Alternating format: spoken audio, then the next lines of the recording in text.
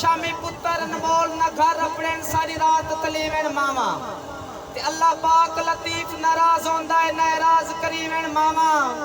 मावा मरण ता लोड भी मर वेंदे इंशाल्लाह हर दियां जीवेन मावा चीज विकाउए दिल कुरते अखताई वेक वेंदन लाज अदल प्यार परीता इंसान दे कखताई वेक वेंदन पै हीरे कौडियां दे मुल विकदन कच शीशे लखताई वेक वेंदन रफीक अजकल दे यूसुफां दे सामे अट्टियां रखताई वेक वेंदन कि साडी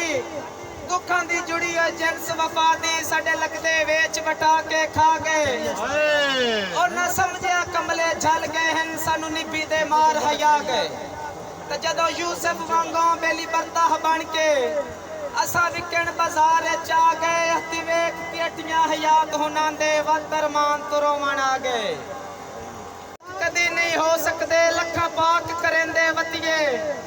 रांदे वत भी निजस हरामी हैं भावे रोज दुआइंदे वतिए कई कई मुश्ताक वफादार भी होंदे ने में क्यों झिड़केंदे वतिए कई मौका काट के वड़ लैंदे भावे खून पिलाइंदे वतिए